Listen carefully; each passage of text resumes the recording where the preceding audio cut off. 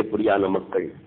நபியுல்லாஹி ஸல்லல்லாஹு அலைஹி வஸல்லம் அவர்களை அல்-அமீன் என்றும், நம்பிக்கைக்குரியவர் என்றும், அஸ்-சாதிக் உண்மையாளர் என்றும் போற்றி புகழ்ந்த அந்த மக்கள் அந்த நேரத்தில் என்ன சொல்கிறார்கள்? வகாலு ஹாதா சாஹிருன் கல்லாப், இவன் பொய்யன், இவன் சூனியக்காரன் என்று சொன்னார்கள். அஜஅலல் ஆலிஹத இலாஹன் வாஹிதன். என்ன திருத்தமாக அழுத்தமாக அல்லாஹ் சுப்ஹானஹு வ தஆலா சொல்றான். அரபு படிச்ச மக்களுக்கு இது புரியாமல் இருப்பதே எமக்கு விந்தையாகத்தான் தெரிகிறது. அஜஅலல் ஆலிஹத இலாஹன் வாஹிதன், எல்லா தெய்வங்களும் ஒன்றென்று சொல்கிறாரா இந்த முஹம்மது? அஸாம அன்னல் மஅபூத வாஹிதுன் லா இலாஹ இல்லா ஹு, வணங்கப்படுகின்ற அனைத்துமே அவன் என்று சொல்கிறாரா இந்த முஹம்மது? இன்ன ஹாதா லஷைஉன் உஜாப், ஆச்சரியமான விஷயம் இது. ஏன்? அல்லாஹ் ஒரு தெய்வம், அல் உஸ்ஸா ஒரு தெய்வம், ஹுபல் ஒரு தெய்வம், மனாத் ஒரு தெய்வம், இப்படி எத்தனையோ தெய்வங்கள் இருக்கின்றன. இந்த முஹம்மது இந்த தெய்வங்களும் அல்லாஹ் என்கிற தெய்வமும் ஒரே தெய்வம் தான். அல்லாஹ் இந்த தெய்வத்துக்கு வேறானவை அல்ல, இந்த தெய்வங்கள் அல்லாஹ்வுக்கு வேறானவை அல்ல என்று அஸாம அன்னல் மஅபூத வாஹிதுன், வணங்கப்படுகின்ற வஸ்து ஒன்றென்று இவர் நினைக்கிறாரா? எப்படி ஒன்றென்று நினைக்க முடியும்?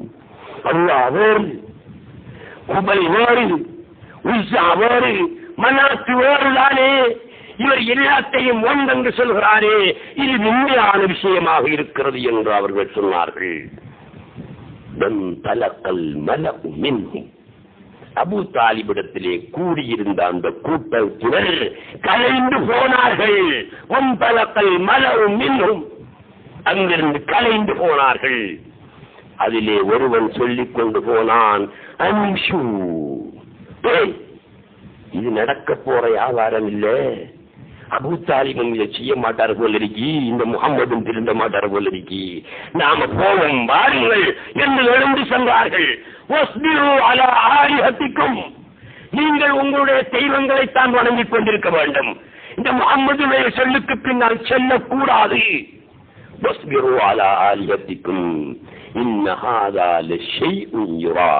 இது ஒரு சதித்திட்டம். முஹம்மது போட்ட சரிதான் இது. எங்களுடைய தெய்வங்களை எல்லாம் ஒழித்து கட்டிவிட்டு அவர் தன்னை பெருமையாக காட்டிக் கொள்வதற்காக போட்ட சதித்திட்டம் தான் இது. ஆகையினால் வாருங்கள் போவோம் என்று சொல்லி அவர்கள் கலைந்து சென்றார்கள். மா சமிஅனா பிஹாதா ஃபில் மில்லத்தில் ஆகிரா. கடைசியிலே வந்த வேதம் எது? குர்ஆனுக்கு முதல் கடைசியாக வந்த வேதம் எது? இன்ஜீல். ஈசா அலைஹிஸ்ஸலாத்து வஸ்ஸலாம் அவர்களுக்கு கொடுக்கப்பட்ட இன்ஜீல் வேதம். அதை சுட்டிக்காட்டி பேசுகிறார்கள். மா சமிஅனா பிஹாதா ஃபில் மில்லத்தில் ஆகிரா. கடைசியாக வந்த இன்ஜீல் வேதத்தில் இந்த செய்தி இருக்கிறதா? அல்லாஹ் அல்லாத ஒன்றுமில்லை என்ற செய்தி இன்ஜீல் வேதத்திலே இருக்கிறதா? இல்லையே. மா சமிஅனா பிஹாதா ஃபில் மில்லத்தில் ஆகிரா இன் ஹாதா இல்லா இக்திலாக். இது பொய். நான் எதை சொல்ல வருகிறேன் சகோதரர்களே? சிருஷ்டி என்று சொல்றோமே, படைப்பு என்று சொல்றோமே, இது பொய் என்பதற்கு எல்லா ஆதாரம். இன் ஹாதா இல்லா இக்திலாக். இக்திலாக் என்றா என்ன? கிஸ்பு, பொய். இக்திலாக் என்ற சொல் எதிலிருந்து பிறந்திருக்கிறது? ஹலக்குன் என்ற சொல்லிலிருந்துதான் இக்திலாக் என்ற சொல் பிறந்து வந்திருக்கிறது. இக்திலாக் என்ற சொல்லுக்கு பொய் என்றால் அர்த்தம் பொய் என்றால் ஹல்க் என்ற சொல்லுக்கும் அர்த்தம் பொய்தான். ஆகவே சிருஷ்டி என்பது பொய், அதை நாங்கள் மெய் என்று நினைத்துக் கொண்டிருக்க கூடாது. அதே நேரம் ரசூலுல்லாஹி ஸல்லல்லாஹு அலைஹி வஸல்லம் அவர்களும் நபிமார்களும் சொன்னது என்ன? லா இலாஹ இல்லல்லாஹ், அல்லாஹ் அல்லாத ஒன்றுமில்லை, எல்லாமே அவன் தான். அவன்களே தெளிவாக்குகிறார்கள். அஜஅலல் ஆலிஹத இலாஹன் வாஹிதன் இன்ன ஹாதா லஷைஉன் உஜாப். எல்லா இலாகுகளையும் ஒரு இலாஹ் என்று சொல்றாரா? எல்லா வஸ்துக்களையும் ஒன்றென்று சொல்றாரா? எல்லா படைப்புகளும் ஒரு படைப்பு தான், ஒன்றுதான் என்று ஆக்கி விட்டாரா என்று இவர்கள் கேட்டார்களே. இதுவே ஆதாரம். ரசூலுல்லாஹி ஸல்லல்லாஹு அலைஹி வஸல்லம் அவர்கள் எல்லாம் ஒன்றுதான் என்றுதான் பேசியிருக்கிறார்கள் என்பதற்கு சரியான ஆதாரம். எனவே அன்புள்ள சகோதரர்களே, ஈமான பாதுகாத்துக் கொள்ளுங்க, ஈமான பாதுகாத்துக் கொள்ளுங்க என்று பேசுறாங்களே. ஹக்கு வேறு ஹல்கு வேறு என்ற கருத்தை மக்களுக்கு கொடுத்துவிட்டு ஈமானை பாதுகாத்துக் கொள்ளுங்கள் என்று எப்படி பேச முடியும்? அது ஈமானா? அது ஷிர்க், அது சுத்தமான ஷிர்க்.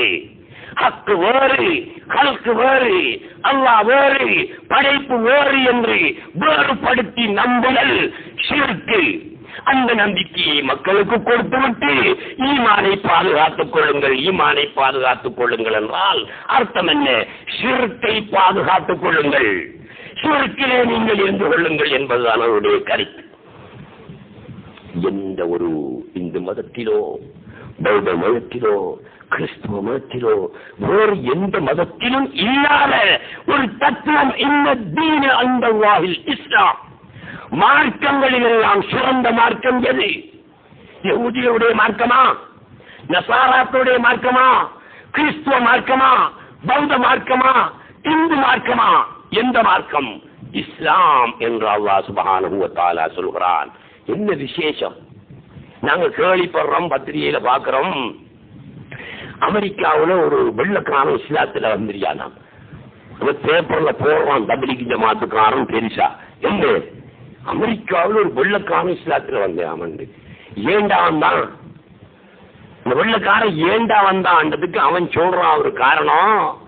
முஸ்லிம்கிட்ட நல்ல பழக்க வழக்கம் இருக்கு, அதனால நான் இஸ்லாத்துல கிடைஞ்சேனாங்க. இஸ்லாத்துல கொள்கையை அவனுக்கு தெரியாது வெள்ளக்காரனுக்கு.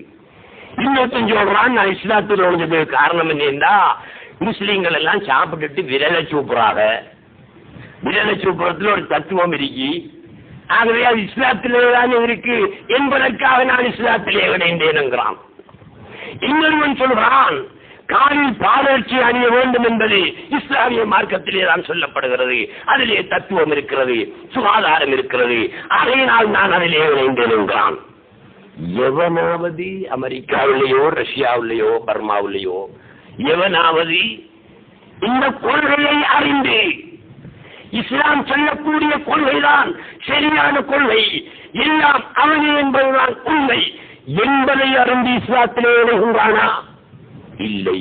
காரணம், அவர்களுக்கு போதிக்கப்படவில்லை.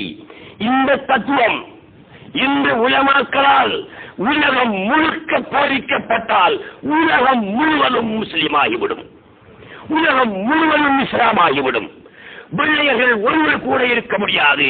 காரணம், இந்த கொள்கையில் தான் மன நிம்மதி, மன அமைதி இருக்கிறது. இன்று வெள்ளையர்கள், அமெரிக்கர்கள், ரஷ்யர்கள் நிம்மதியை தேடி உலகெங்கும் அலைந்து வருகின்றார்கள். எங்கே நிம்மதி உண்டு? இஸ்லாத்திலேதான் நிம்மதி உண்டு. என்ன நிம்மதி? எல்லாம் அவனே. யாருக்கும் தூண்டாதே, யாருக்கும் அநியாயம் செய்யாதே, யாரையும் கொலை செய்யாதே, யாரையும் ஏசாதே, யாரையும் அடிக்காதே, எது நடந்தாலும் அது இறைவன் செயல் என்று நீ திருப்தி கண்டுகொள். எங்கே நிம்மதி? இஸ்லாத்திலே நிம்மதி, வஹதத்துல் வஜூதில் நிம்மதி, எல்லாம் அவனே என்ற கொள்கையில் நிம்மதி, எல்லாம் அவனுடைய செயல் என்று ஏற்றுக்கொள்வதிலே நிம்மதி. ஆகையினால் நிம்மதி நமக்கு வேண்டுமானால் அலா பிதிக்ரில்லாஹி தத்மஇன்னுல் குலூப், அல்லாஹ்வை நினைப்பதினால் கல்விகள் நிம்மதி அடையும். அல்லாஹ் சொல்றான். என்னன்னு சொல்றான்? தப்லீக் ஜமாத்துல பேசுறாங்க, ஏன் பிரச்சனை அவனுக்கு, உனக்கு கஷ்ட நஷ்டமா, திக்ரு செய் நிம்மதி வரும். சரி, நீங்க 4-5 பேர் என்னோட வாங்க பார்ப்போம், திக்ரு செய்வோம், நிம்மதி வருதான்னு பார்ப்போம். நாளைக்கு பேங்குக்கு 1 லட்சம் ரூபாய் காசு போடணும். என்ன அவங்க என்ன போல 4 பேரு நாளைக்கு 1 லட்சம் ரூபாய் காசு போடுற ஆக்கள், ஒரு சரத்துக்கும் வழி இல்ல ஆக்கள் வாங்க. நாம யாரைக்கெல்லாம் இந்த பள்ளிக்குள் இருந்துகிட்டு அல்லாஹ் அல்லாஹ் என்று சுகம் வரைக்கும் கத்துவோம், பேங்கில காசு போடு போயிடலான்னு பார்ப்போம். அலா பிதிக்ரில்லாஹி தத்மஇன்னுல் குலூப், அல்லாஹ்வை திக்ர் செய்வதனால் உள்ளங்கள் சாந்தி அடையும், கல்விகள் நிம்மதி பெறும், கல்விகள் சாந்தி அடையும் என்று அல்லாஹ் சொல்லியிருக்கான். சரி, அல்லாஹ்வை நினைச்சுக்கிறதுனால கல்விகள் சாந்தி அடையுமா? சுப வரைக்கும் திக்ர் அடிச்சு போட்டு வெளியே போனாலும் பேங்குக்கு 9 மணிக்கு காசு போட்டு தான் ஆகணும். எங்க சாந்தி, எங்க நிம்மதி? நீ நேசிக்க பேங்கும் அவன் தான், காசும் அவன் தான், வழக்காளியும் அவன் தான், எதிரியும் அவன் தான், போலீஸும் அவன் தான், எல்லாம் அவன் தான் நினைச்சிக்க. அல்ஹம்துலில்லாஹ், எல்லாம் அவன் செயலப்பா என்று ஏற்றுக்கொள்ளக்கூடிய ஒரு மனநிலை, மனம் சாந்தி பெறக்கூடிய ஒரு கட்டம் அங்கேதான் ஏற்படும். எனவே அன்புள்ள சகோதரர்களே, காலத்தை வீணாக்காமல் கருத்தை நீங்கள் விளங்கி இந்த பாதையிலே சென்று வெற்றி பெற வேண்டும் என்று உங்களை கேட்டுக்கொள்வதுடன், கை பாதிக்கப்பட்ட ஒரு விபத்தில் கை பாதிக்கப்பட்ட வேறாவரை சேர்ந்த ஒரு சகோதரர் வெளியே நின்று கொண்டிருக்கிறார். உங்களால் முடிந்த உதவிகளை அவருக்கு வழங்கி செல்லுமாறு அன்பாக கேட்டுக்கொள்கிறேன். அஸ்ஸலாமு அலைக்கும் வரஹ்மத்துல்லாஹி வபரகாத்துஹு.